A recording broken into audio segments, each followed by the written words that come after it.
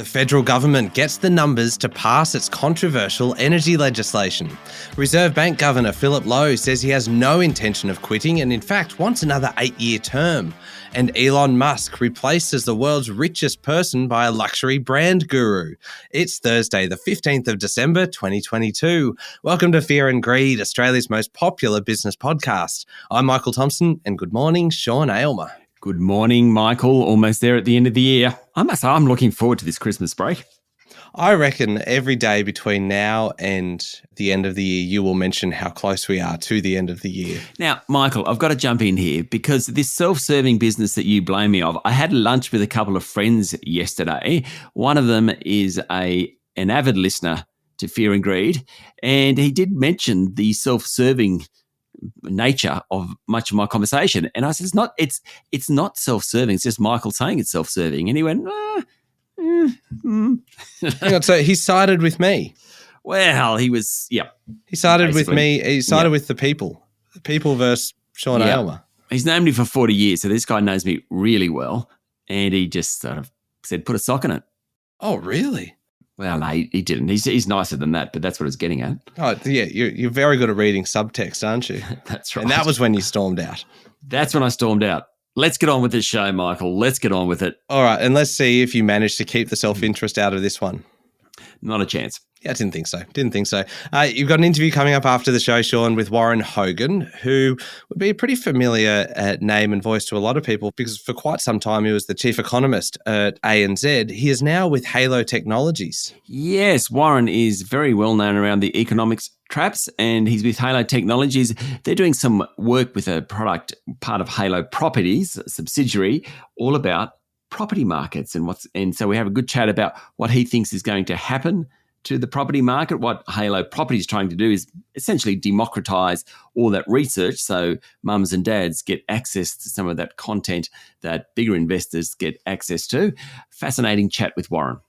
The economics traps. That's just it's an interesting kind of image. I picture this big pit dug into the ground with like a spreadsheet spread just loosely across the top, trying to trap an economist. Messed up.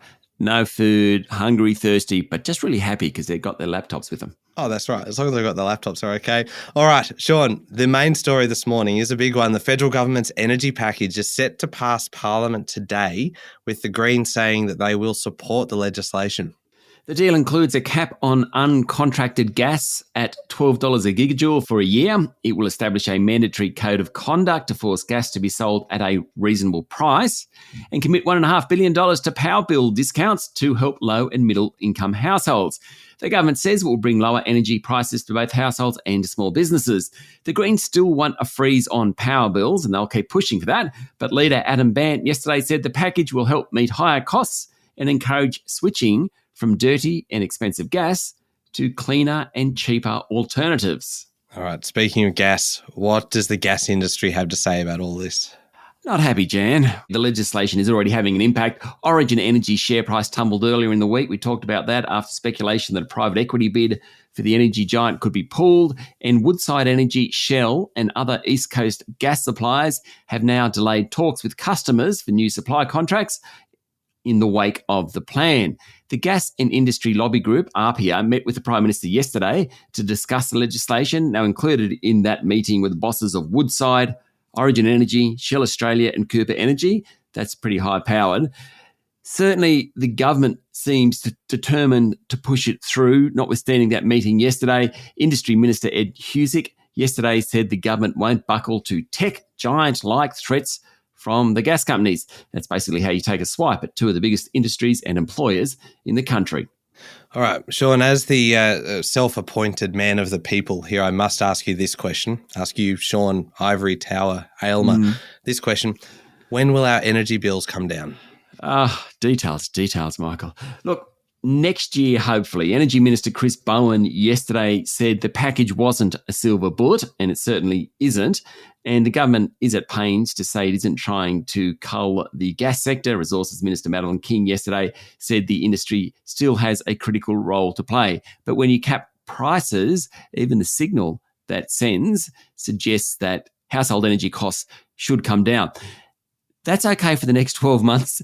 What I suppose the energy giants are arguing is that they're not going to invest in a commodity when they think that the price they can sell it for is capped. And so longer term, the argument is that this is actually bad for energy prices. But anyway, in the next 12 months, certainly energy prices should come off.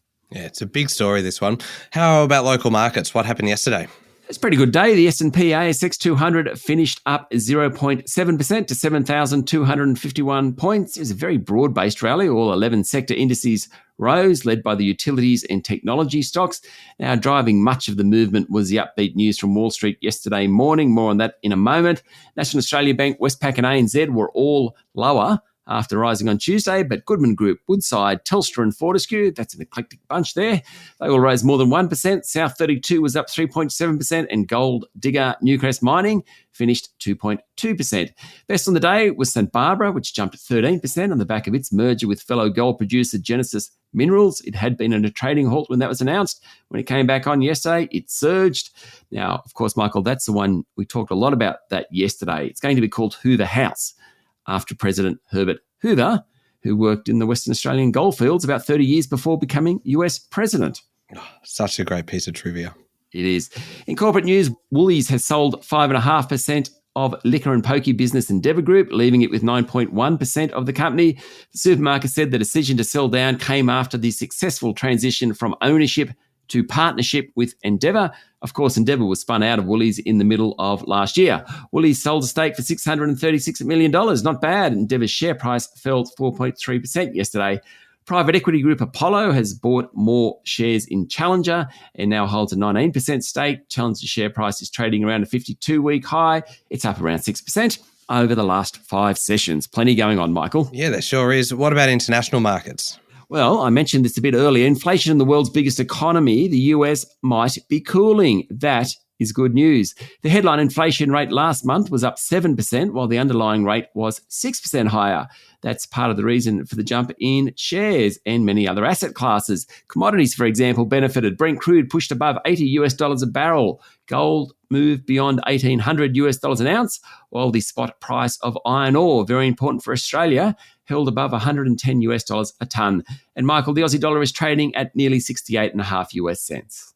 All right, plenty going on. We'll be back in a moment with the rest of the day's business news.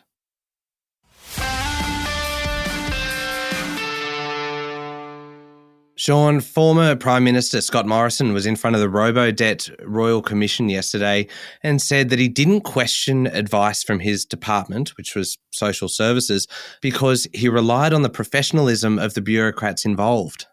Yes, the scheme, based on an automated debt recovery process using income averaging, was introduced by the Coalition in 2015 without legislation after the Social Services Department advised new laws weren't needed. Now, that was despite early communications with Mr Morrison that it was, according to a report in The Australian.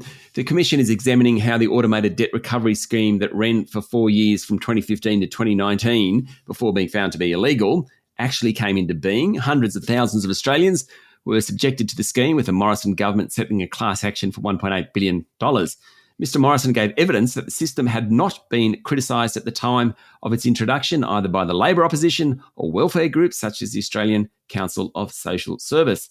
That hearing continues. I mentioned this one at the top of the show, Sean. Reserve Bank Governor Philip Lowe yesterday said he has no intention to resign, though he is fully aware people are calling for him to do so. Yes, so Dr Lowe's been highly criticised for saying earlier this year that the Reserve Bank was unlikely to raise interest rates until 2024. Instead, since early May, rates are up 3 percentage points, adding about $1,250 in monthly payments to a $750,000 mortgage. Dr Lowe said his tenure was a matter for Federal Treasurer Jim Chalmers, adding that he hoped to be around for a while. Now, Dr Lowe's 8-year term finishes in September next year.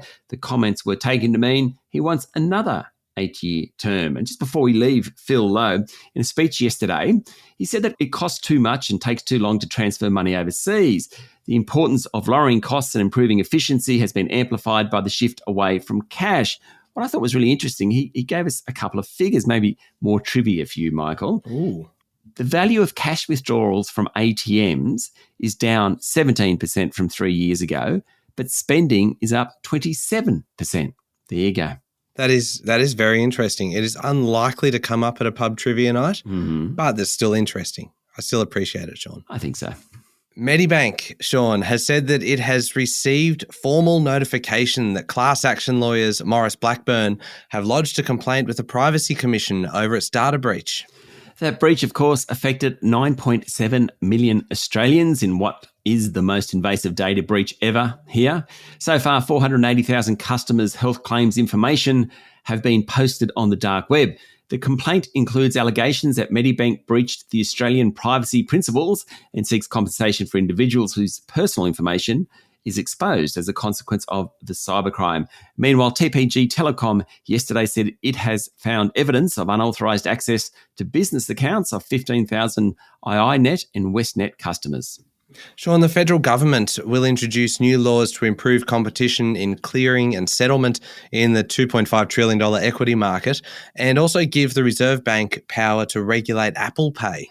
Now, Michael, I get this might start to sound a little boring, but it's not. It's actually really exciting. Not to me. I've been hanging around with you so long that now I actually find this kind of thing, this is fascinating. I'm like, go on, tell me more. I'm leaning in. Righto, lean in. For months, maybe years, regulators have been calling for more powers to police the ASX, the company ASX, particularly after its disastrous CHESS replacement project. Under the proposed laws, ASIC will be given rulemaking powers to allow it to quickly act in clearing to make rules to manage matters related to competition. This will allow ASIC to force ASX to make changes on issues relating to pricing, access, governance arrangements, interoperability of the systems, etc. Big shift there.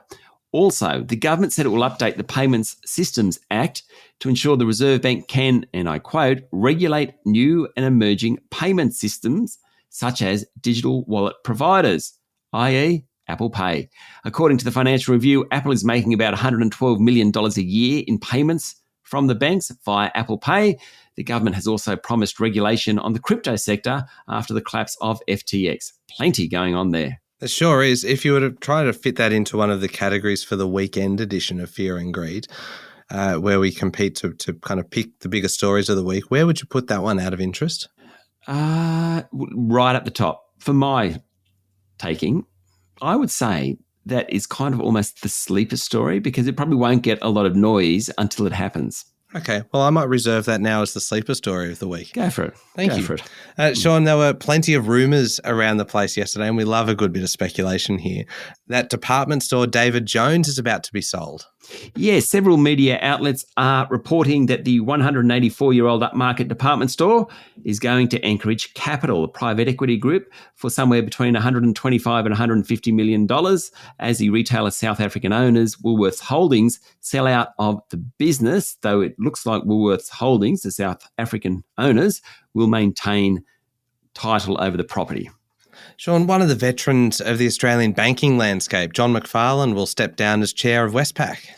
Yeah, no disrespect to John, who's a very nice fella, but he was the CEO of ANZ when I was a banking reporter at the AFR. And, Michael, that was quite a while ago. I was going to say, how long ago was that, Sean? Yeah, a while.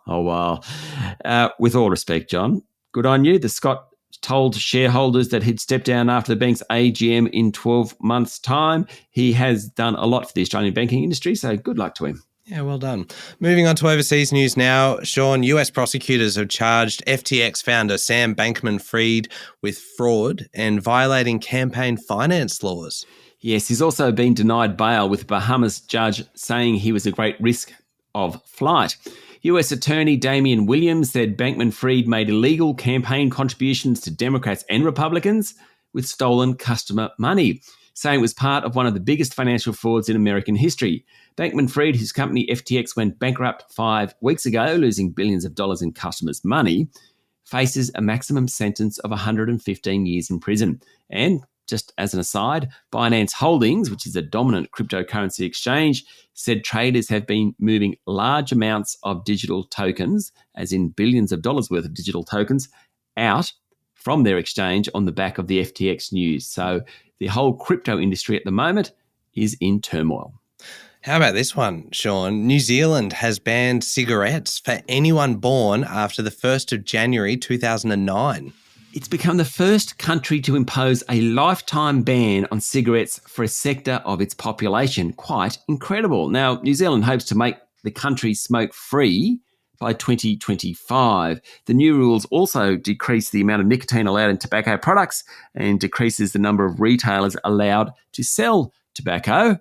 But I think that's quite an incredible fact that they've been able to push that legislation through. Yeah, I think that's actually quite exciting. All right, final story, Sean. Elon Musk has lost his position as the world's richest person thanks to a $100 billion fall in wealth. The Bloomberg Billionaires Index shows that the new number one is Bernard Arnault, the 48% owner of fashion giant LVMH, Moet Hennessy, Louis Vuitton. Michael, I'm not sure you know any of those brands, but let's move on. Oh, ouch. Ooh. Go on. The 73-year-old Frenchman has always been around the top of the rich lists, but never number one. But the surge in consumer spending post-COVID has benefited luxury brands, things like Christian Dior and Fendi, Tiffany, and of course Moet and Chandon. Mr. Musk's fortune has fallen from $263 billion to $163 billion. That's quite the fall, isn't it? Now, mostly that's thanks to a 50% drop in Tesla's share price over the past year. Buying Twitter didn't help either. Bloomberg estimates that wiped out about $10 billion from his personal fortune. Anyway, Bernard Arnault, well done. I love that you waited till the end of the show to finally hit back at me, and you do it by taking a whack at the man of the people for not kind of being very luxe with his brands. Yeah. Just like a cheap shot, Sean. That's appropriately a cheap shot. Yes. All right. Now, up next is the Fear and Greed Daily interview with Warren Hogan, the former chief economist of ANZ, now with Halo Technologies. Property. You can't get enough of it, especially this time of year. Well, I'd say that at any point time of the year, really. Yes, we talked to Warren all about what's happening in the property market. Well worth a listen. Yeah, absolutely. And I particularly like the fact that this had a very strong focus on investing and all about kind of when investors are returning to the markets. I found it fascinating. It's coming up next in the Fear and Greed playlist on your podcast platform or at fearandgreed.com.au. Thank you, Sean. Thank you, Michael. It's Thursday, the 15th of December, 2022. Make sure you're following the podcast and join us online on LinkedIn, Instagram, Twitter, and Facebook. Don't forget as well to check out the new episode of How Do They Afford That, our other podcast that really focuses on making your money work a little bit harder for you. This week's episode is all about how to afford Christmas, and you can find that one wherever you listen to podcasts as well. I'm Michael Thompson, and that was Fear and Greed. Have a great day.